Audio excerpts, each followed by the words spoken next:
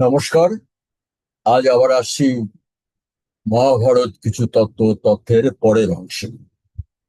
আজ আমরা সোজা চলে এসেছি কর্ণ পর্বের 90তম অধ্যায়। আগের দিন আমরা ছিলাম বিশ্ব পর্বে।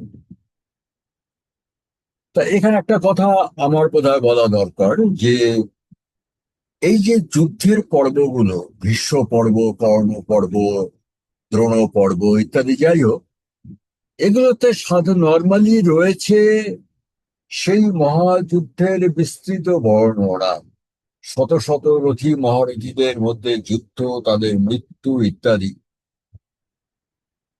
কিন্তু আপনারা জানেন এই যুদ্ধের বর্ণনা দেওয়াটা আমার উদ্দেশ্য নয়। আমার উদ্দেশ্য হচ্ছে মহাভারতের মধ্যে যে সনাতন দার্শনিক তত্ত্বের কথা রয়েছে সেগুলো আপনাদের সামনে আনা, এবং কিছু কিছু অতি প্রয়োজনীয় তথ্য আপনাদের সামনে আনা। তা যুদ্ধ পর্বের মধ্যে সেই জন্যই খুব বেশি আমাদের যেতে হবে না। তবে আমি এই যুদ্ধ পর্বেরও অল্প কয়েকটা অংশ অতি সংক্ষিপ্তাকারে আপনাদের সামনে আনবো এই জন্যে যে তা না হলে ঘটনা পরম্পরাটা ঠিক বোঝা যায় না। আর দ্বিতীয়ত আর একটা জিনিস দেখেছি, এই যুদ্ধ পর্বের মধ্যে দু একটা জায়গায় আমাদের, আমরা ছোটবেলা থেকে এই বাংলায় যে গল্প কথা শুনেছি যে যুদ্ধে এই হয়েছিল ওই হয়েছিল, দেখেছি তার থেকে কিন্তু মূল মহাভারতের বক্তব্য অনেকটাই আলাদা। সেই জায়গাগুলো আমি আপনাদের সামনে তুলে আনতে চাইছি। তার মধ্যে একটা হচ্ছে কর্ণের মৃত্যু কিভাবে হয়েছিল। কর্ণের মৃত্যু সম্বন্ধেও কিন্তু আমরা অনেক গল্প শুনেছি, যে এরকম কর্ণের, যে পৃথিবী ফাঁকা হয়ে গিয়ে কর্ণের রথ ঢুকে গেল এবং অর্জুন তার গলা কেটে দিল। যাই হোক, কিন্তু অতটা সহজ ছিল না ব্যাপারটা। এর মধ্যে কতগুলো ছোটখাটো বিষয় জানবার এবং বুঝবার আছে, সেইগুলো আমি আপনাদের সামনে তুলে আনছি। তো এখানে একটু ভূমিকা, কুরুক্ষেত্রের যুদ্ধের 10ম দিনে পিতামহ ভীষ্মের পতন হলো। তারপরে সেনাপতি হলেন দ্রোণাচার্য। এই দ্রোণাচার্য ছিলেন 2 দিন সেনাপতি, এবং সেই সময়ে যুদ্ধের 13তম দিনে কর্ণের প্ররোচনায়, এটা খুব ভালো করে মনে রাখতে হবে, যে অভিমন্যুকে সবাই মিলে ঘেরাও করে বালক অভিমন্যুকে হত্যা করার প্ররোচনার এবং তার বুদ্ধিটা ছিল কিন্তু কর্ণেও। কর্ণই দ্রোণাচার্যকে এই সলা পরামর্শ দিয়েছিল, এবং দ্রোণাচার্য প্রথমে কথা মানতে চাননি। পরে দুর্যোধন এবং অন্য সবার পীড়াপিড়িতে দ্রোণাচার্য সেটা মেনে নিয়েছিলেন। কর্ণের প্ররোচনায় কৌরব পক্ষের 7 জন মহারথী মিলে বালক অভিমন্যুকে অন্যায় যুদ্ধে হত্যা করল। তার পরের দিনও দ্রোণাচার্যেরও মৃত্যু হলো, এবং সেনাপতি হলো কর্ণ। কর্ণের কিন্তু মূল লক্ষ্য ছিল শুধু অর্জুনের সঙ্গে দ্বন্দ্বযুদ্ধ করা। এইটা মূল মহাভারতে গেলে এটা পাওয়া যায়। কর্ণ কিন্তু আদৌ খুব বড় রকমের বীর ছিল না। এই মহাভারতে কুরুক্ষেত্রের যুদ্ধে, তার আগেরও অনেক যুদ্ধে দেখা গেছে কর্ণ বারবার নানা যুদ্ধে হেরেছে।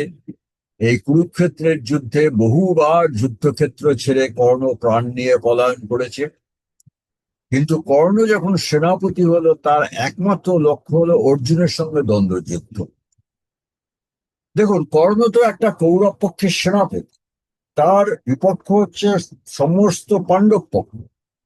কর্ণ কিন্তু সমস্ত পাণ্ডব পক্ষকে দেখছে না, সে শুধু অর্জুনকে সঙ্গে দেখছে। এটা কেন?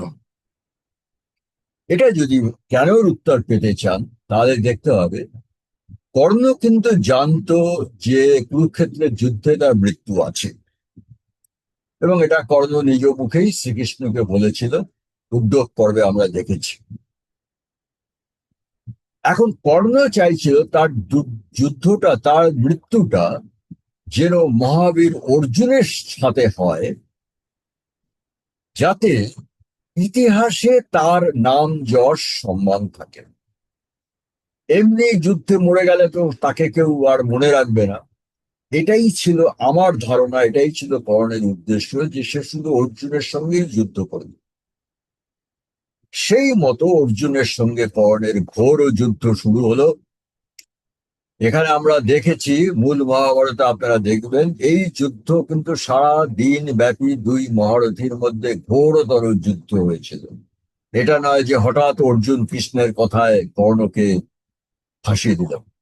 যাই হোক, সেই যুদ্ধের বর্ণনা দিতে গিয়ে ব্যাসদেব বলছেন, ততস্তেজময় বাণারথাৎ পার্থস্য নিঃসৃতা প্রদুরাসন মহাবীর্যাগণশ রথমন্তিকাৎ। অর্জুনের রথ থেকে নিঃসৃত হয়ে অসংখ্য শক্তিশালী তেজময় বাণ কর্ণের রথে বর্ষিত হতে লাগলো। তান কর্ণস্তগ্রতনস্তান মুখাংশক্রে মহারথ। আর মহারথী কর্ণ সেই সমস্ত বাণ সহজেই নস্যাৎ করে দিতে লাগলো। এইভাবে দুজনের মধ্যে ঘোরতর যুদ্ধ চলছে। ওই সময় তত কৃষ্ণ অর্জুনং দৃষ্টবা কর্ণস্ত্রেণ পীড়িতম। তখন কৃষ্ণ যখন দেখলেন কর্ণের অস্ত্রে অর্জুন ক্ষতবিক্ষত পীড়িত হয়ে উঠেছেন, তখন শ্রীকৃষ্ণ বললেন কি, অভ্যাসত্ব ব্রবীত। শ্রীকৃষ্ণ তখন অর্জুনকে অভয় দিয়ে বললেন, পার্থমাতিষ্ঠাস্ত্রং ব্রজতি চ। হে পার্থ, হে অর্জুন, অস্ত্র নিক্ষেপ করতে করতে কর্ণের দিকে এগিয়ে চলো। সেই সময় তত অগ্রসন্মহি চক্রম রাধেশ্ব তদা নৃপ। সেই সময় কর্ণের রথের একটি চাকা মাটিতে গেঁথে গেল। এটা কেন গেঁথে গেল, এটা অতটার মধ্যে আমি এখানে আপনাদের সামনে আনিনি। অ্যাকচুয়ালি হয়েছিল কি, এতদিনের যুদ্ধে এত লক্ষ সৈন্য মারা যাওয়ার ফলে পুরো কুরুক্ষেত্রের মাটি মানুষের ছিন্ন ভিন্ন শরীরের অংশে এবং রক্তে একদম কর্দমাক্ত হয়ে গেছিল। সেই কর্দমের মধ্যে কর্ণের রথের চাকা ফেসে গেল। কর্ণের রথের চাকা মাটিতে আটকে যাওয়াতে তখন কি হলো, তত অবতীর্য রাধব রথদাসু সমুদ্রত চক্রম ভুজভ্যামলম্ব সমুৎক্ষেপ্তুমীয়েষ।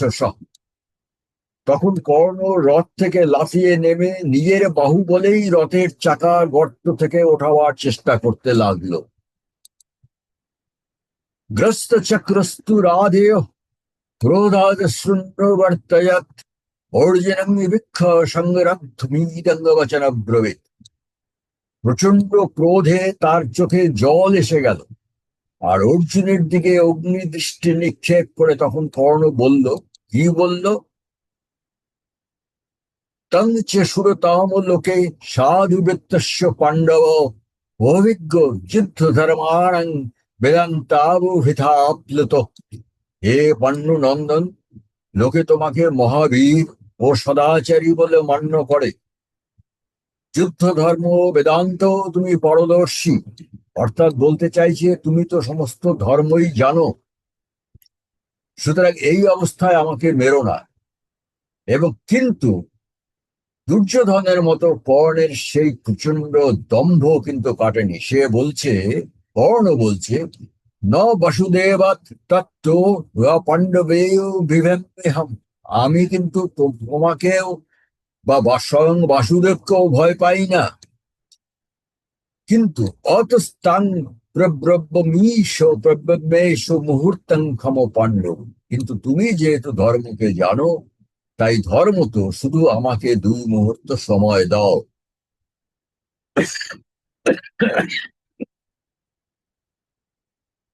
তখন ভগবান শ্রীকৃষ্ণ বলছেন,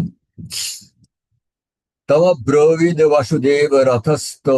তখন ভগবান শ্রীকৃষ্ণ অর্জুনের রথ বসা সেইখান থেকেই বললেন, রাধেয় দৃষ্টিয়া সরসিংহ ধর্মম। হে রাধেয় কর্ণ, দেখছি তোমার এখন ধর্মের কথা মনে পড়ছে।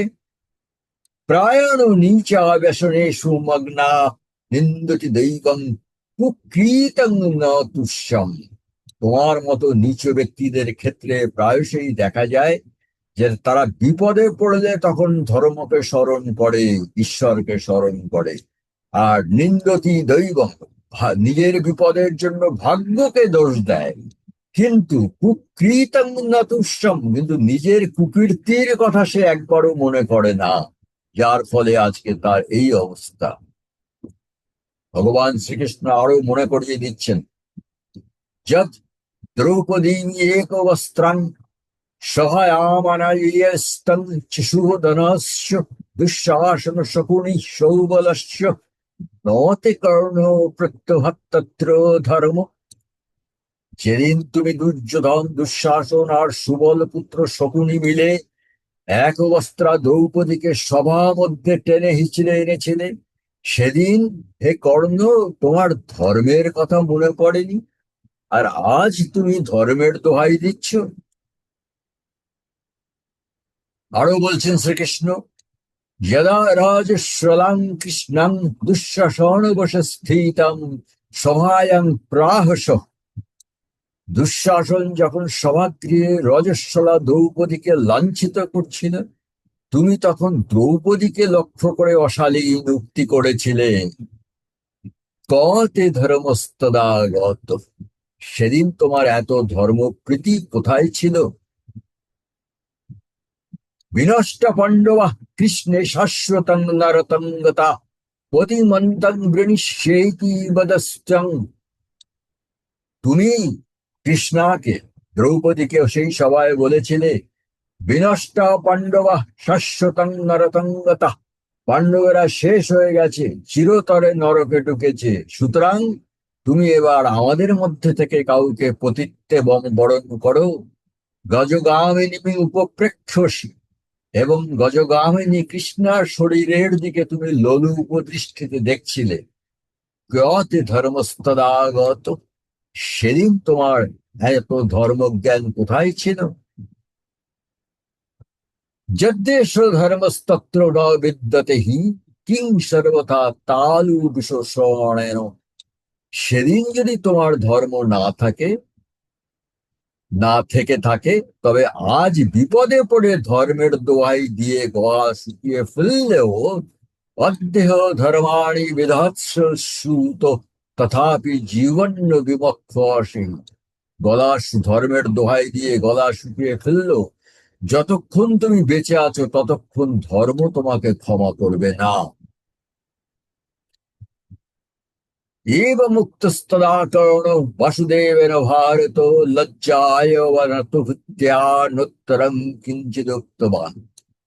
বাসুদেবের মুখে এইসব কথা শুনে কর্ণ লজ্জায় মাথা নিচু করে রইল। তার মুখ থেকে সামান্য কোনো উত্তর বেরোল না। কিন্তু ওই যে দম্ভ, ক্রোধাৎ প্রস্ফুরমণৌষ্ঠ ধনুরুদ্ধম্ব ভারত যুধায়ামাস বৈ পার্থং মহাবেগ পরাক্রম। কিন্তু ওই যে প্রচন্ড দম্ভ, তার ফলে ক্রোধে কম্পিত ওষ্ঠে আবার ধনুক হাতে তুলে নিয়ে মহাপরাক্রমে অর্জুনের সঙ্গে যুদ্ধ শুরু করিল। তাহলে দেখুন, বাসুদেবের কথায় কর্ণ লজ্জায় মাথা নিচু করে রইল, উত্তর দিতে পারল না। কিন্তু তার দম্ভ আর ক্রোধ কমছে না, সে আবার ওই অবস্থায় মহাপরাক্রমে যুদ্ধ শুরু করল। তত ব্রবিদ বাসুদেব পার্থম, সেই সময় বাসুদেব পার্থকে অর্জুনকে বললেন, ছিন্ধস্য মূর্ধন মরেশ্বরেণ ন যাবদারোতি বৈ রথং বৃষ।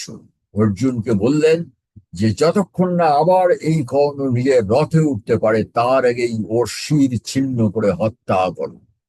এরপরেও কিন্তু সারা দিন দুই মহারথীর মধ্যে ভয়ঙ্কর যুদ্ধ চলতে লাগলো। অবশেষে অপরাহ্ন বেলায়, বিকেল বেলায় শরত্তমেনাঞ্জলিকেন রাজংস্তদা মহাস্ত্র প্রতিমন্ত্রিতেন পার্থিব অপরাহ্নে ক্ষীর উচ্চকর্ত বৈকর্তন স্যাথ মহেন্দ্র সুম। অবশেষে সেই দিন অপরাহ্নে গিয়ে অর্জুন তার মহামন্ত্রপিত আঞ্জলিক বাণে সূর্যপুত্র কর্ণের মস্তক ছেদ করে ফেললেন। এই হলো কর্ণের মৃত্যু কিভাবে হয়েছিল তার সঠিক বর্ণনা। তাহলে দেখছি আমরা যেসব গল্প পড়েছি বা শুনেছি তার থেকে সেটা কিন্তু মূল মহাদেবের থেকে, মহাভারত থেকে একটু আলাদা। কারণ সাধারণত যে কোনো বাঙালি কবি, বাঙালি গল্পকার সব ব্যাপারেই একটু আবেগপ্রবণ হয়ে পড়ে, এবং যার ফলে আমরা এই বর্ণনাগুলো অন্যরকম শুনেছি। এর পরের দিন আমরা আসব শল্য পর্বে। আজকে আমরা এখানেই শেষ করছি। নমস্কার।